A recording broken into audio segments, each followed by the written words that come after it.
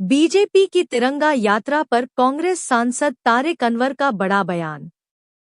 कटिहार के सांसद और कांग्रेस के वरिष्ठ नेता तारिक अनवर ने सेना के शौर्य और पराक्रम को लेकर बीजेपी द्वारा तिरंगा यात्रा निकालने पर टिप्पणी करते हुए कहा, भारतीय जनता पार्टी हर चीज को कैश कराना चाहती है।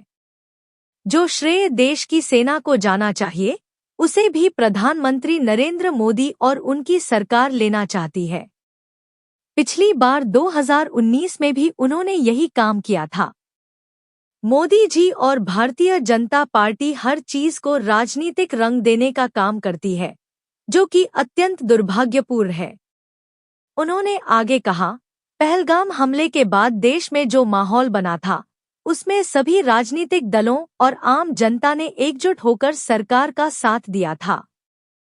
अब समय है कि राजनीति से ऊपर उठकर सरकार को केवल श्रेय लेने से बचना चाहिए और सेना को उसका पूरा सम्मान और श्रेय देना चाहिए। और क्या कुछ कह रहे हैं सांसद तारिक अनवर, देखिए इस रिपोर्ट में। यात्रा निकाल रही है, क्या लगता है कि सियासत कर रही है? देखिए, भारतीय जनता पार्टी हर चीज़ को कैश कराना चाहती है। जिसका श्रेय हमारी सेना को जाना चाहिए, उसका भी श्रेय हमारे प्रधानमंत्री लेना चाहते हैं। पिछली बार भी 2019 में भी उन्होंने यही काम किया और अभी भी यही कर रहे हैं। तो हर चीज़ को एक राजनीतिक कलर देने का काम, उसको राजनीतिक रंग देने का काम हमारे मोदी जी करते हैं और भारतीय जनता पार्टी करती है। तो ये दुखद है, क्योंकि आज जो देश के अंदर जो माहौल था, उसमें सभी दल, सभी राजनीतिक पार्टियां, सब लोग एकजुट थे। पहली बार ऐसा महसूस किया देश में लोगों ने कि इतने बड़े पैमाने पर सब लोग एकजुट होकर देश के साथ खड़े रहे। और हम लोग का मानना है कि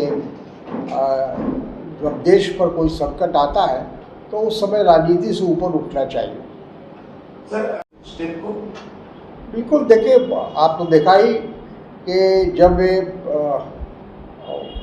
कश्मीर में जो घटना हुई, आतंकवाद की जो घटना हुई, उसके बाद प्रधानमंत्री उस समय सऊदी अरब में थे।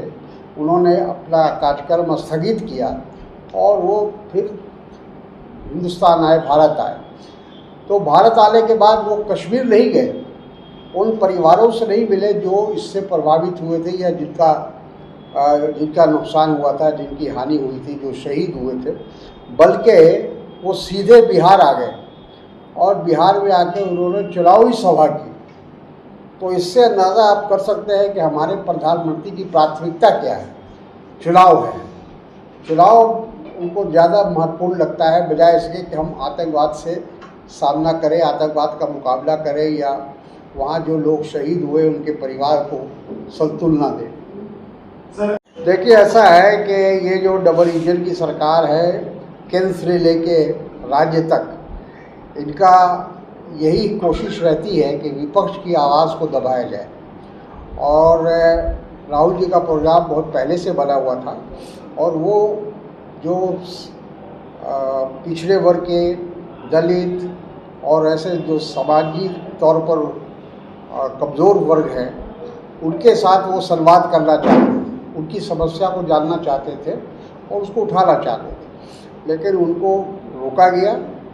लेकिन राहुल जी जिस तरह से उन्होंने वहाँ पर जो हौसला दिखाया, उन्होंने कहा कि हम प्रशासन के कहने से नहीं रुकेंगे, आप हमको गिरफ्तार कीजिए, नहीं तो हम जाएंगे वहाँ। और फिर पैदल वो चलकर वहाँ गए, गाड़ी नहीं जाने दिया, तो पैदल चलकर गए और वहाँ संवाद भी किया, लोगों से बातचीत भी की। और जो इशू है जो आरक्षण का, उसके बारे में भी उन्होंने बताया कि ये जो जातीय जनगणना की मांग हम लोग कर रहे हैं, कांग्रेस पार्टी कर रही है, उसके पीछे उद्देश्य क्या है। और उद्देश्य बहुत स्पष्ट है कि जो आज़ादी के बाद एक बार भी जातीय जनगणना नहीं हुआ हमारे देश में, एक बार जातीय जनगणना होना चाहिए। उससे अंदाज़ा लगेगा कि जो योजनाएं, जो कार्यक्रम सरकार चला रही है, वो उस समाज के उस वर्ग तक पहुंच रही है, नहीं पहुंच रही है। इसका अंदाज़ा उसी सर्वे के द्वारा या जातीय जनगणना के द्वारा हो सकता है।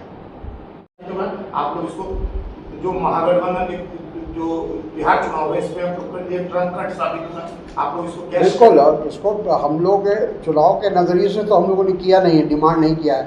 ये पहले से हम लोग कर रहे हैं। बताया आपको मैंने कि पिछले 4-5 सालों से लगातार हम इस इशू को उठा रहे हैं और विशेष रूप से राहुल जी इसको उठा रहे हैं। तो ये हमारा कतई इसका हमारा ये मकसद नहीं है कि हम इसमें चुनाव में लाभ उठाएं। मुझे हंसी आती है ऐसी बात कोई कहता है तो, लेकिन मेरे राजनीतिक जीवन को अगर आप देखेंगे तो हम एक स्वतंत्रता सेनानी परिवार से आते हैं और लगातार हमने कोशिश की अपने राजनीतिक जीवन में कि सभी समुदाय को लोगों को लेकर साथ चले। कोई भेदभाव हमने किया ही नहीं और आज भी हम नहीं करते हैं, चाहे उसका राजनीतिक नुकसान क्यों ना हो जाए।